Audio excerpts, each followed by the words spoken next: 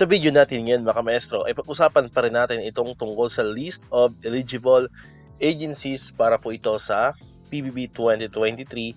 Update po yan ngayong araw, February 25, 2025. Ayan, so upon checking nga po sa PBB Secretariat, may nakita lamang po tayong nag-iisang agency. So sa mga previous videos po natin, marami na po tayong mga binanggit doon, marami na po tayong mga binalita ng mga eligible agencies. Ayan, so kung hindi nyo po napapanood at hindi nyo pa po alam, pwede nyo pong i-check dyan sa YouTube channel natin.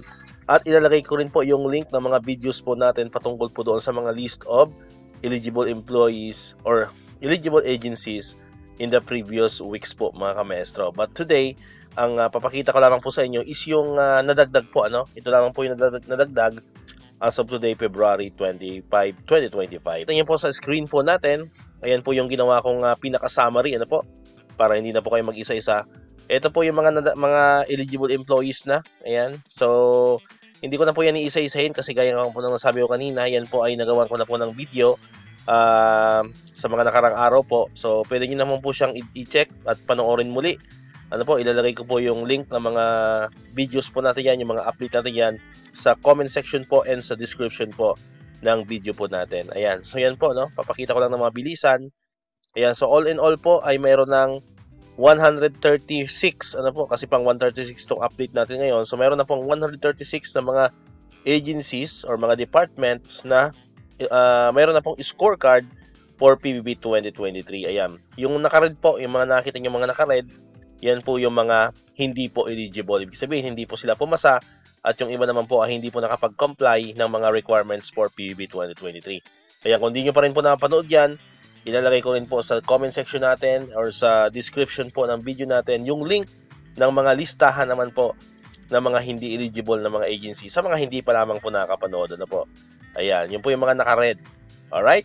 So, ngayong araw, ang nadagdag lamang po is itong Department of Agrarian Reform. Ayan, so Department of Agrarian Reform. So, sa mga followers, subscriber po natin dyan na employee po ng Department of Agrarian Reform.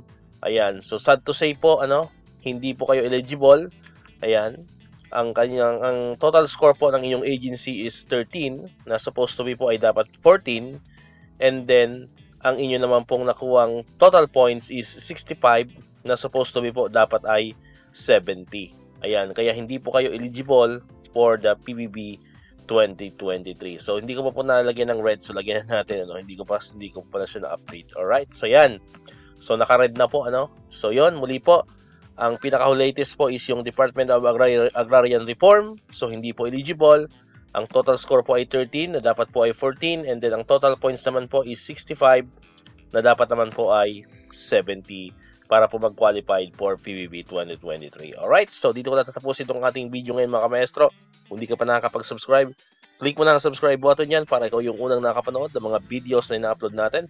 Katulad dito, yung mga updates pa rin about sa PBB 2023 and other benefits sa mga teachers and government employees. And syempre, click mo na rin ang notification bell button para ma-notify ka, always updated ka pag may mga bago tayong uploaded na videos. So muli, maraming salamat sa inyong panonood at pakikinig.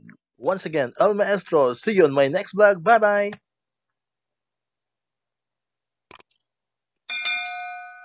1, 2, 3, come on!